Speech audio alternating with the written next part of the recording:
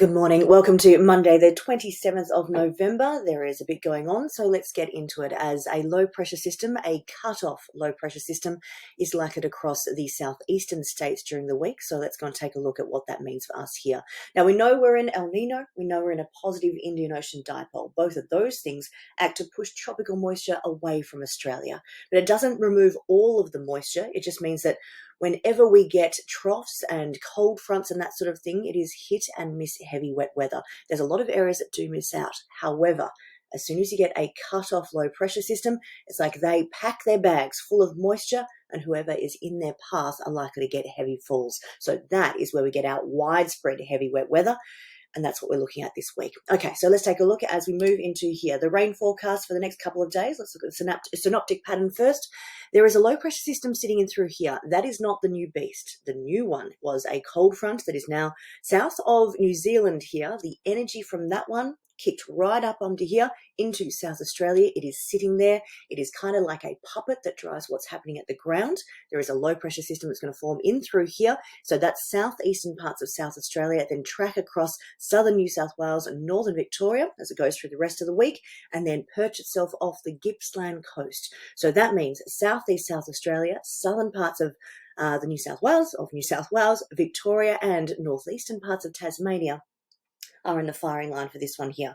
So having a look over the next 8 days, there's a lot of wet weather across the top through these parts of Queensland. That is showers and thunderstorms, so that is hit and miss activity. So this means there is the potential for big falls, but not everyone is going to see them. Head further south though, it's a different story. It's that cut-off low. It affects everyone in its path. So that is southeast South Australia, the southern parts of New South Wales, much of Victoria, and that northeastern corner of Tasmania there. Let's have a look at the 4-day outlook. So this is Monday, Tuesday, Wednesday, Thursday. And you can clearly see that difference across the southeast there where that low is moving.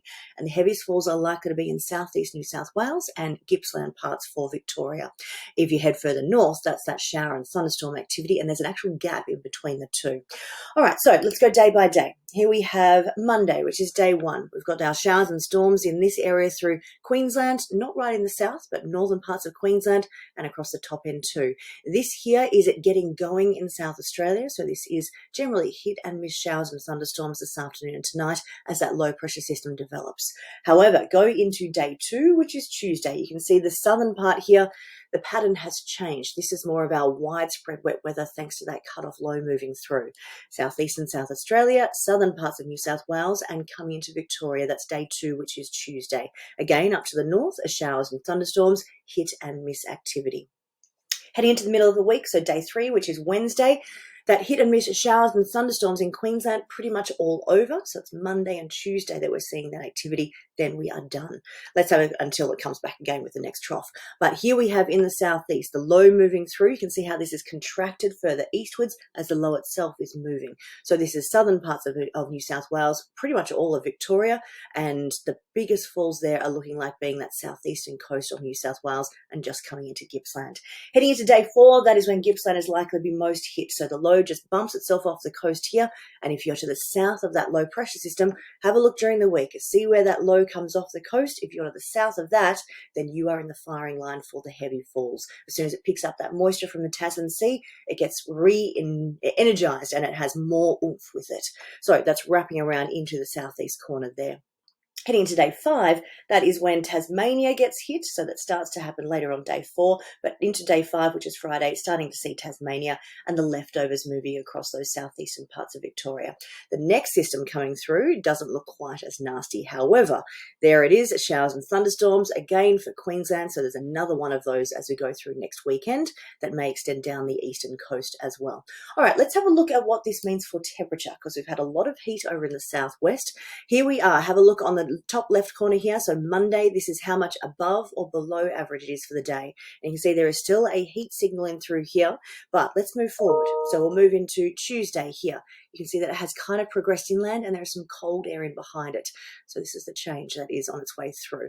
Let's move into Wednesday. There we go, right inland, lots of cool now for the west there. Moving into Thursday and then Friday. boom. So it is back from Friday. So if you're in the southwest, you're going to get a bit of a break, a bit of a reprieve this week, but from Friday, that heat does come back. Let's watch what that one's going to do. So there's Friday, Saturday, big heat signal as we're going through the west there, into Sunday. So we've got the cool air coming into the west, but this pile of heat is on its move, on its way, and it's heading for the east. So going into Monday, and then Tuesday, and then Wednesday. So do note that this shower and storm activity that has kept a bit of a lid on temperatures isn't going to last forever. The pattern is going to change, and there is going to be a bit of a heat signal that comes across as we go into next week. So not this one, but the one after. Let's take a look at a couple of areas. So I've picked Mildura here, which is where, so essentially this is if you're in that southeastern South Australia corner, or the western parts of New South Wales and the northwestern parts of Victoria. This is when it is kind of coming to this zone. So looking through today, nothing really happening.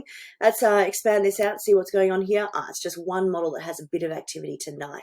Instead, this is all 4 models tomorrow that have lots of activity. The range is 20 to 60 millimeters. So this one is a widespread system because it's a low pressure system that is cut off, and so that slowly moves through and delivers the goods as it comes in.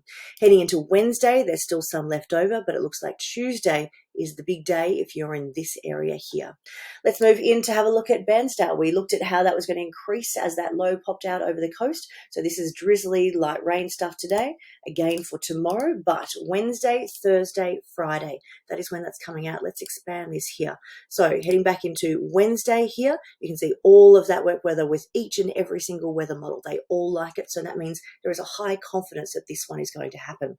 11 to 34 for the Bairnsdale area. So this is in Gippsland. We're looking at 26 to 67 for this area as we go through Thursday. And then what's left on Friday, we've got 2 to 40 millimeters. So most of that is in the early hours of the day on Friday. Let's head further north. We'll go up to Goulburn in New South Wales. You saw on the charts here, let's just zoom back up. Sorry for your eyes there. Right, so this is looking at being a zone that has the potential for more than 50 millimeters of rain. So let's have a look at that. Today, absolutely nothing. We've got the warmth and sunshine. Tomorrow is when it begins, and it continues on Wednesday. So 9 to 41 millimeters, 11 to 72 millimeters. Let's expand that out and see which one has the heavy falls. So here we are on Wednesday. A lot of it is in the early hours, but there's a potential for some big falls as we go through later on Tuesday to Wednesday as that low pressure system comes past. As always, head to jamesweather.com, and so you can see exactly what's happening for the next 10 days for your spot.